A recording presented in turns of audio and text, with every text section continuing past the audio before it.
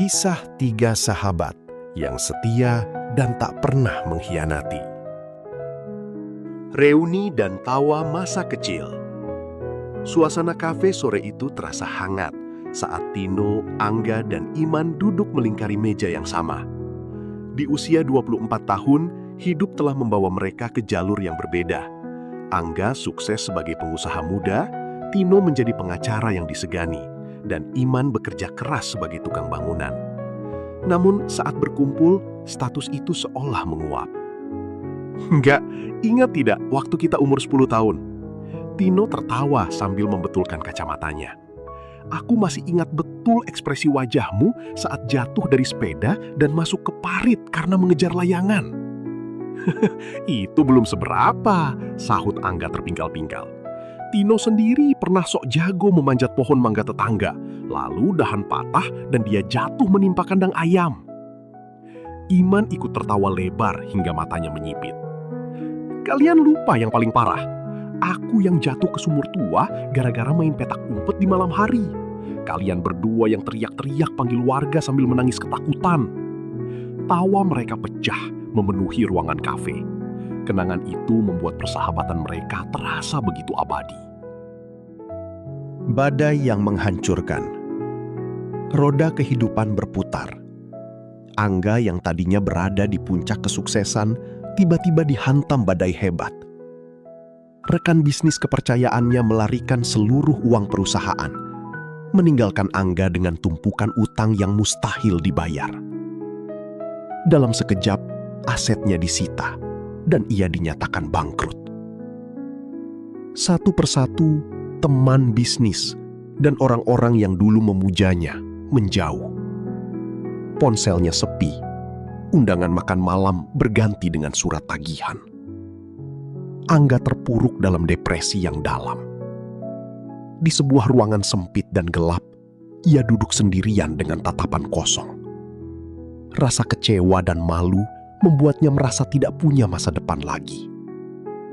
Terlintas pikiran gelap untuk mengakhiri hidupnya karena merasa dunia telah membuangnya. Kesetiaan dalam kesukaran. Pintu ruangan itu diketuk pelan, lalu terbuka. Tino dan Iman berdiri di sana. Angga menoleh dengan mata sembab. Suaranya serak saat ia berbisik. Apakah kalian berdua juga datang untuk menjauhi aku? Untuk menertawakan kegagalanku? Mendengar itu, hati Tino dan Iman hancur. Mereka mendekat dan duduk di lantai di samping Angga. Air mata mulai mengalir di pipi Tino. Dan Iman melihat sahabat mereka yang hancur.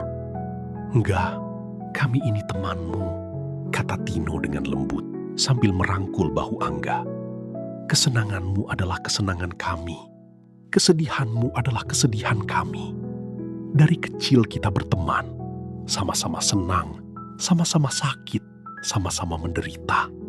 Apapun yang kau alami, enggak, kami akan selalu di sampingmu menemanimu. Janji sekolah minggu. Iman menggenggam tangan Angga dengan tangannya yang kasar karena kerja bangunan.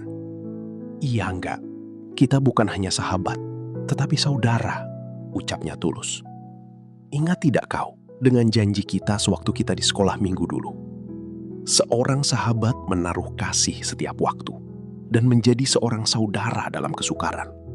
Itu janji kita di depan Tuhan. Iman melanjutkan dengan keyakinan. Kami tetap sahabat dan saudaramu yang mengasihimu. Kami akan menopangmu untuk bangkit lagi. Tuhan tahu segalanya, enggak? Dia punya rencana yang jauh lebih indah dari semua kehancuran ini. Jangan menyerah. Doa dan harapan baru. Mendengar kata-kata itu, pertahanan Angga runtuh. Ia menangis terseduh-seduh di pundak kedua sahabatnya, melepaskan semua beban yang menghimpit dadanya. Terima kasih, kalian adalah sahabat terbaikku. Terima kasih atas kasih dan kesetiaan kalian yang tidak berubah, bisik Angga di sela isaknya. Di ruangan yang sunyi itu, mereka bertiga kemudian menundukkan kepala. Tino memimpin doa, memohon kekuatan dan jalan keluar bagi sahabat mereka. Setelah berdoa, mereka bangkit dan saling berpelukan erat. Sebuah pelukan persaudaraan yang membuktikan bahwa harta bisa hilang, tapi kasih sejati akan tetap tinggal. Mereka tahu, selama mereka bersama, tidak ada badai yang terlalu besar untuk dihadapi.